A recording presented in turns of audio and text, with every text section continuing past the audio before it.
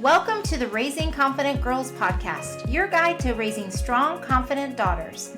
I'm Melissa Jones, the founder of Girls Positivity Club and a teacher for over 20 years. In a world where girls often feel overwhelmed, anxious, and confused, this podcast is your go-to space. As caregivers, we navigate challenges together. I founded Girls Positivity Club to provide a place where you belong and get the tools to face today's hurdles. Consider this your regular check-in with a trusted friend, offering insights and practical tips for meaningful conversations. I'm here to help you feel confident on this journey of raising a generation of empowered girls. Let's dive in and raise those confident girls together. Hi, everybody. Welcome back to Raising Confident Girls.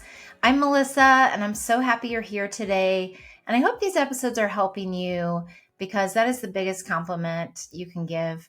I get DMs sometimes from parents telling me that these episodes are helping them strengthen their relationship with their daughters and work through some challenges. And that just means the world to me. So if these are helping you, I'd love to hear from you. I hope they are.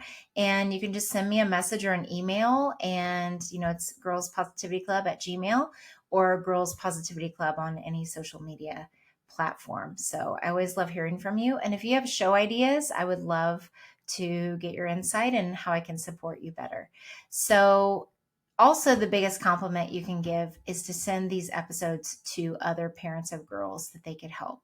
That would mean the world if you just send that episode to them or send them the show and encourage them to listen, because that's the goal of this podcast, is to help more parents of girls raise confident girls and give them the tools to do that. Because sometimes we don't know how, right? It's like sometimes I always think about when I first became a parent and I thought, in my mind, there must be a book that could tell you any situation.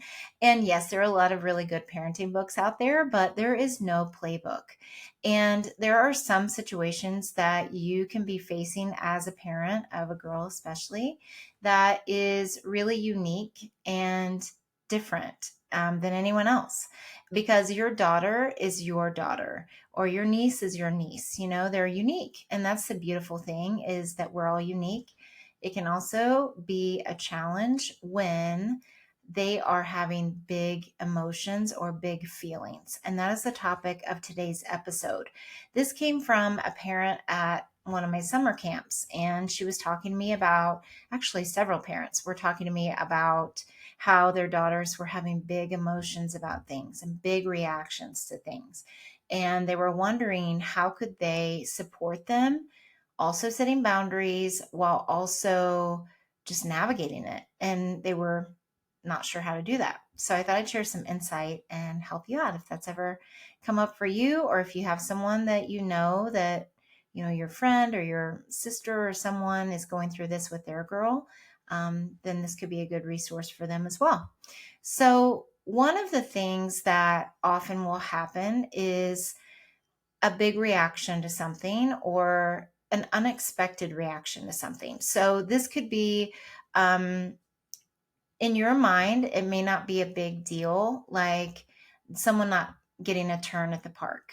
So maybe you go to the park if you have a younger child, and I'm talking like school age, and someone cuts in front of them in line at, some obstacle they're trying to do at the park.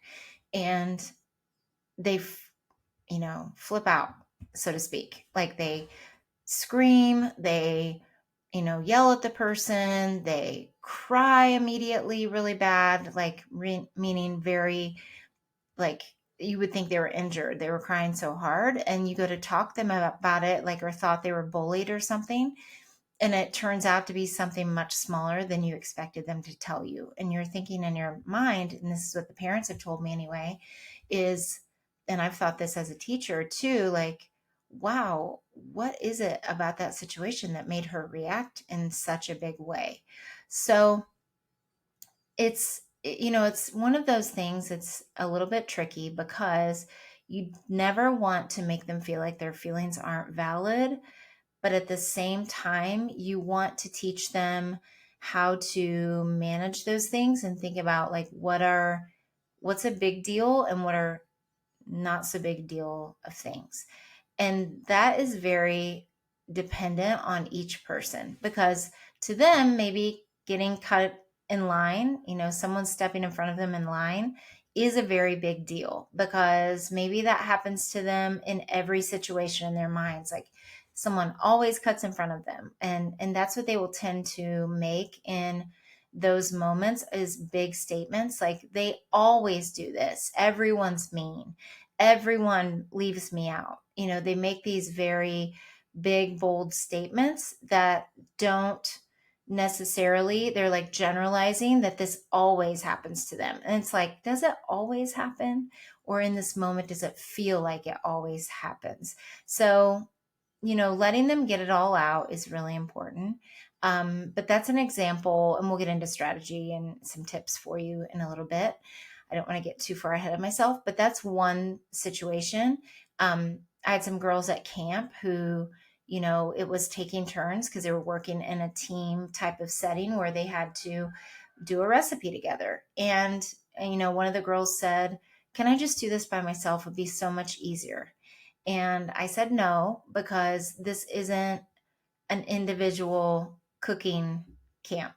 It was all cooking and all baking, actually. And the idea was to help them develop those social skills of working with other girls in the team to follow a recipe, to, with guidance, do all the things, decide who does what task. And I modeled all of those things in like ways they could do it in a supportive way. I wasn't just like, here's a recipe, follow it. So you do have to give them some guidance, especially as they're growing up, is like, here's what this could look like. How do you want to approach it? So putting it back on them kind of helps them with that ownership. But still, in those cases, there were a lot of cases where there was arguing at the kitchen stations.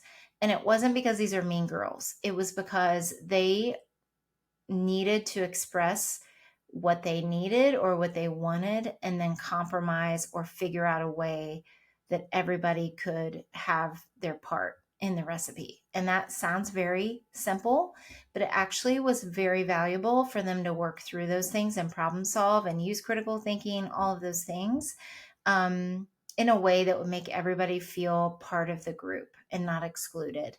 So, some girls would say, like, they never let me stir. And I would have them talk to their group. We'd use those I feel statements. I feel like I never get to stir. I help them reframe it and say it that way instead of an attacking kind of language. And the girls were like, well, we didn't know you wanted to stir because you didn't say anything. So in their mind, it was obvious that they wanted to stir, but they forgot to say it out loud to the group.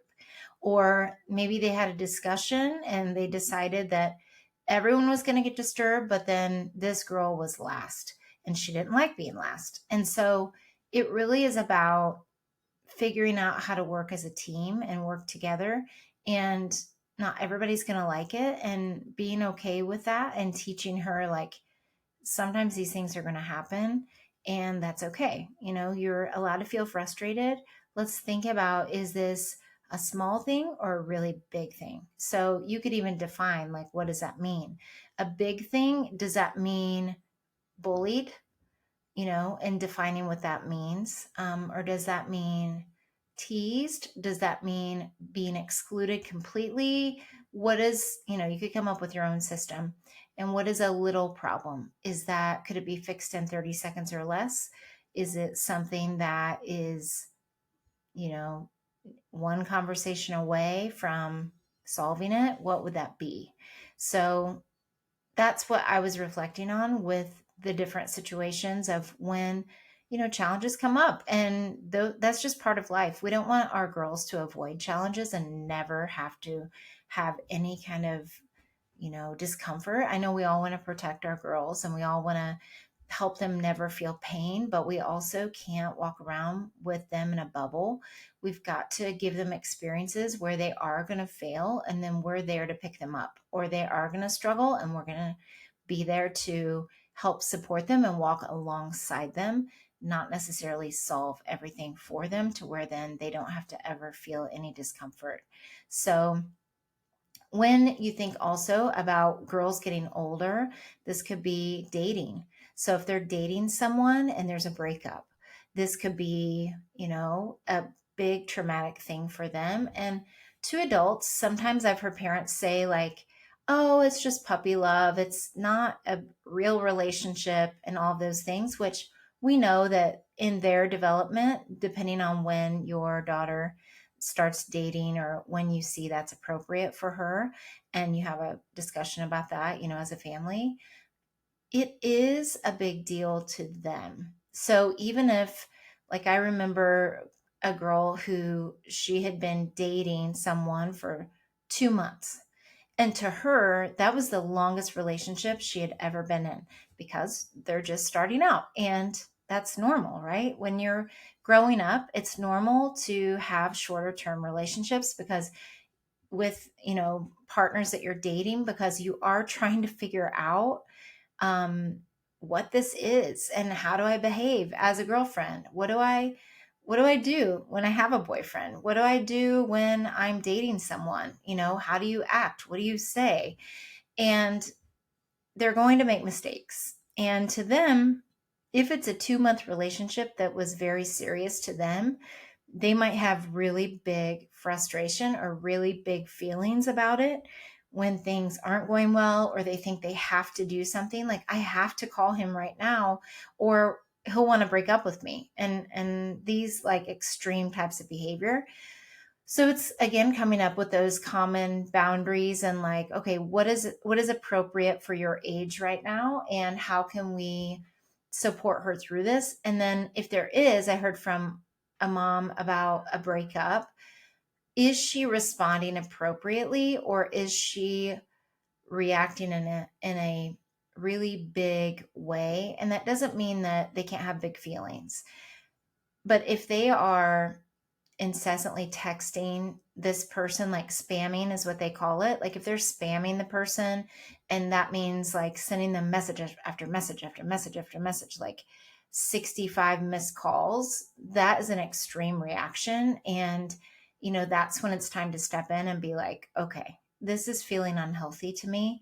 What is going on? Tell me how you're feeling, what is going on. And calling someone this many times, just helping frame that perspective is one thing that's very important to do. And I think that in the moment when they're very worked up is probably not the time, and they're not going to like what you have to say. Stepping away from it and maybe talking about it, like, okay, let's give me your phone. This isn't a punishment. I'm just taking it from you because this is not being used in a healthy way. Um, you don't have to be happy about it, but I am going to take it because I love you and I support you. We will talk about this in a little bit, unless you want to talk about it now. Do you want to talk about it now, or do you want to talk about it later? Um, and they'll tell you, what they need. They might say, I don't want to talk about it at all. And you can say, okay, that's fine. You can have alone time. I'll check on you later. And, fair enough. They can say what they need in that moment, and they may not even know. And also, they're so worked up by the situation. And this could be, dating. This could be friendships. I've heard this before with girls, especially in group chats. It can get very heated. It can get very emotional. And so also teaching that etiquette about what do you say in a group chat. Like, remember that this can't be taken away, especially if it's on social media or if it is on a phone, just texting. It's very hard to take back words when you are putting it in written form. This could even be a letter, but most of our girls who are at this age of dating, it probably will be more technology related. So helping her know that taking a pause before you react, even giving it, if they can, 24 hours. They always say, I always think about soccer. They always told parents, they always told us, we follow the 24-hour rule. If you still feel like sending us an email after the match or the game, after 24 hours, please do so. But please do not email us or talk to us about any issue until 24 hours have passed. And I think that was really smart because it really does help you reframe it, because in the moment you can be very heated, just like I'm describing this girl and these girls in these situations. In the moment can be very heated. Taking a step away and just gathering yourself, doing some breathing, calming your nervous system down before you go any further with whatever is going on is a really powerful tool to teach our girls so that they're not always in that reactive state to where they might say or do something that they regret later. Um, and then another thing that can often be a big emotion situation is parent conflict or disappointment. So I know that I've gotten into arguments with, my child, and that's very normal. And, it doesn't feel good in the moment. And there can be big feelings on both ends, especially if it's a topic that is very triggering to one or both of you, or disappointment in some areas. So maybe your daughter makes a choice that is against the family values, and like she knew it and she did it anyway. Or maybe they're disappointed about something that you did. And this could be, you know, you were supposed to go somewhere and then plans changed and you had to change the plans at the last minute, or any number of things. Um, that can cause some big reactions, big feelings, especially if it was a place they wanted to go or something they wanted to do, and you had something come up with work, or you had something to where it just couldn't happen. Maybe a friend was supposed to come and the friend couldn't at the last minute, and there can be really big feelings around that as well. And it could also be if she did make a bad decision, if she, went against what she would normally do and just did make a bad decision, it could be her thinking about it and kind of replaying it over and over in her mind. I've had girls do that before, where they made a bad decision, like maybe they reacted in a super negative way in some case, or they hit a sibling or hit a friend, or screamed at someone, or just had one of those big reactions, and then they were so sorry and remorseful after and kept replaying it over and over in their minds, which is causing them to still have those big feelings about it and not getting out of it, like being stuck there. So these are all very, very common things that come up. They're not all the things. You can think of your own situation where maybe your daughter or girl that has had a big reaction to something, or big emotions, big feelings about things. And it really is all about that perspective. So, really, girls having big emotions and needing to support, they need our support in processing through them is really what they need. And that can change, especially with puberty. Sometimes you can see reactions to things or changes in behavior that you're like, where in the world did this come from? This has never been a thing. And now all of a sudden it is, which can be frustrating for parents. And you might be unsure about where to start and how to help her navigate through all of this and help yourself, so that you can stay connected as a family. I never want to say like stay a happy family, because I think that a healthy family has all the feelings. It doesn't mean that you have to be happy all the time, but I think there is that ebb and flow of figuring things out as a family and figuring out what works for you, and so you can create that positive family structure that you want to model for the girls in your life and for your daughter. So here are some things you can do to help when she's having those big feelings, big emotions. Number one, I will say this all the time: validate and acknowledge how she feels. Even if you don't agree with it, this sounds like, I'm noticing that you're very sad right now, or I'm noticing that you're feeling very frustrated. It seems like you're very frustrated right now. Or it's them, you're saying, how are you feeling right now? Mad. And you can be like, I see that you're mad. Um, Tell me why you're mad, just letting them say it, even if you don't agree with it. It's not necessarily arguing with them about, that's not what happened, or this isn't nice, or whatever. It's about just letting them get it out and tell you. That way, at least you know where they're coming from. Even if it seems irrational to you, even if it makes no sense, going back to the park and like taking turns, or the cooking situation, or sibling, or whatever it is, it may seem completely irrational to you, but to them, it's serious. And to them, it isn't irrational. It's very rational, and it's very real for them. So I think it's easy for us to brush it off or not acknowledge it. But what they need from us is, whether, again, we agree or not, to say, I hear you that you're sad, or that you're feeling sad, or whatever it is. And letting her vent that. Why is it? Tell me more about that. And again, this doesn't mean you have to agree, but you need to see her perspective so that you can decide what the best course of action is. So sometimes I think we're really, and I've done this too, I will always say I'm never a perfect parent. I think we can jump to conclusions very quickly, or we can jump in and want to solve it because we know how to solve it. And that's actually not what they need. What they need is to get it out and to be heard and to feel seen. They want to feel heard and seen by you and by others that they're telling it to. Even if the people don't agree, they just want that need. I mean, they just have that need, that they want that to be met, that need to be met.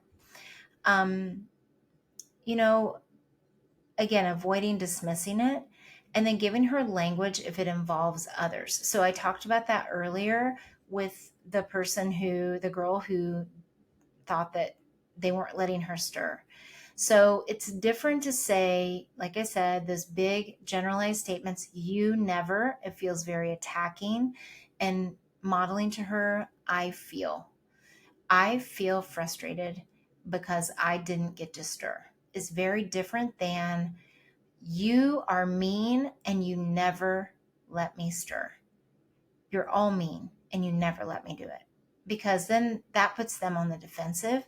So it's teaching her how to say it in an assertive way, but not an aggressive way that's going to cause someone to need to defend themselves. And modeling how that sounds is really important.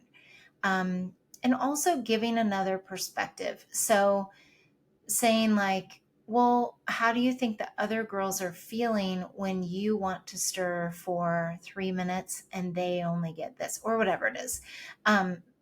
Maybe not that exact example, but you can think of like a perspective shift.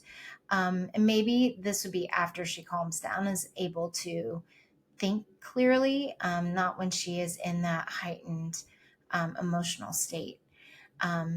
And allowing her to calm before you discuss it is really important too. So it's that box breathing, that 4-7-8 breathing, that putting your hands on your chest and just taking a deep breath in and out, and just helping her feel her body slow down in some way, is really, really powerful to do.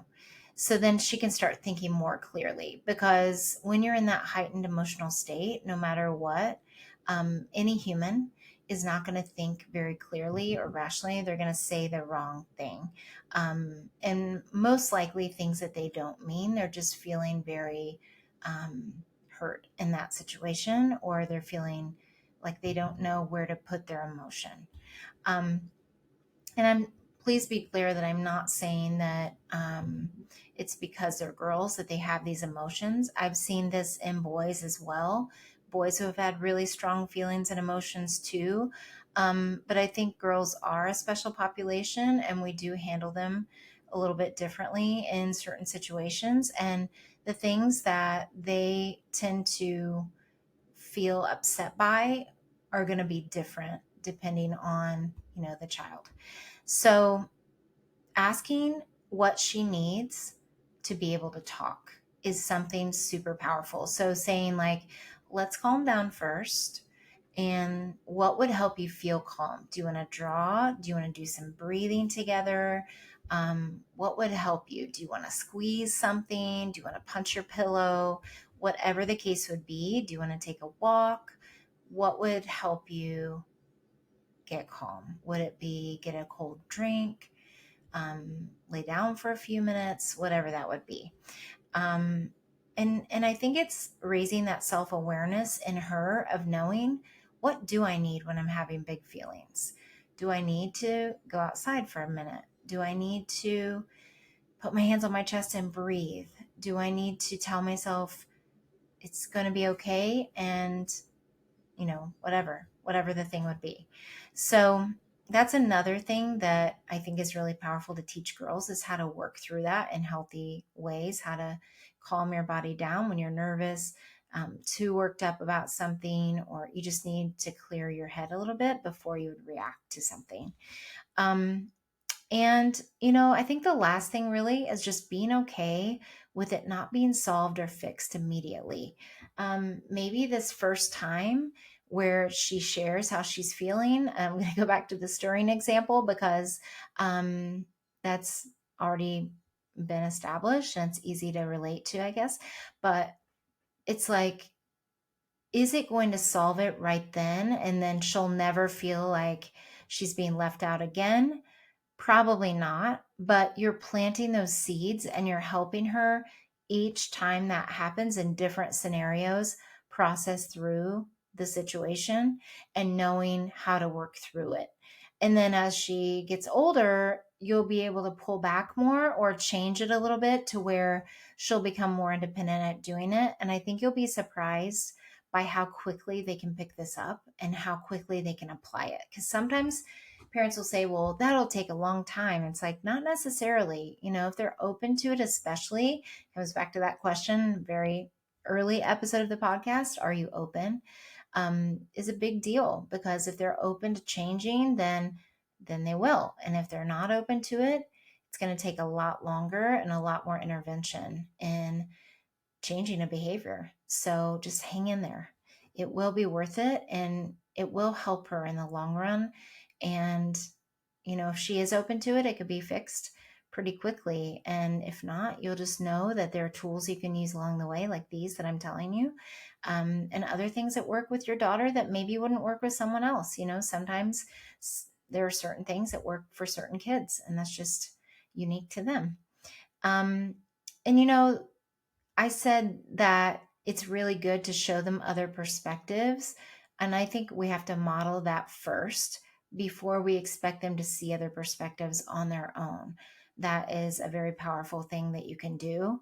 And then modeling that compassion and working together to process through it, like I said, and reestablishing those boundaries of what can she do? What is allowed? Is she allowed to, when she's frustrated, punch her pillow, or go for a walk? Like, what are the things, what are her choices of what she can do, and what can she not do? You can't hit people, you can't scream in people's faces, horrible things. I mean, sometimes in the moment things come out and you can address that. Like, we've all said things that we wish we could take back. That's not what I'm saying.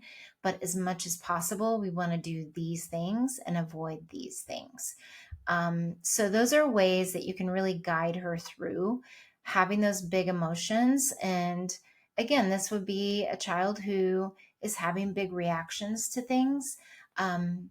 And I think we all do, right? Like, it's normal to have big reactions to things we really truly care about. And when you think of these big feelings, those are things that are in their core of what they believe is right and true. And so it will actually teach you a lot about your daughter or the girls in your life, as far as like, what do they value? If they are all about fairness, that's important to them. Like, fairness is very important to them. And what does that look like in your family? And what does that mean? So, I mean, it can be a number of things. So having those conversations, following these tips, again, if it feels overwhelming, try one thing. Maybe it's just acknowledging her feelings and starting there. Maybe it's something else. Maybe it's teaching her how to do some breath work, some breathing. Maybe it's when she gets frustrated doing this certain thing. There are lots of different things you can do. So I hope this is helpful. And even if it's just giving her that language, that powerful language of the I feel statement, do one thing that feels like the first easy step for you and your daughter. And then you can add on as you go. And I hope this was helpful. Please let me know if there are other things that your daughter is going through, and things I can support you in the podcast. And as usual, if you would share this with another parent of a girl, that would mean the world. And we always love to hear from you. So send me a message and, tell me what you think. And if you have ideas or need help with one certain thing, I'm happy to do a podcast on it. I'm actually going to do another episode next week that will be on the topic that came directly from a parent on Instagram. So thank you so much for being here, and keep raising those confident girls. You can do it. You can work through these big emotions with them, and you're going to do great. Even if you mess up, you're still learning just like they are. No one says you have to be perfect. I'll see you next week. Thanks for joining another empowering episode of the Raising Confident Girls podcast. Share today's insights with caregivers and friends, building beautiful relationships with strong girls. Hit subscribe so you never miss an episode. We're not just a podcast, we're a community. Follow Girls Positivity Club on social media for more empowering content on Instagram, Facebook, TikTok, and YouTube. This podcast empowers you, supporting incredible girls. Let's create strong, beautiful relationships with the girls in our lives. I appreciate you listening today. Stay confident, stay connected. Until next time, keep raising those confident girls. You've got this.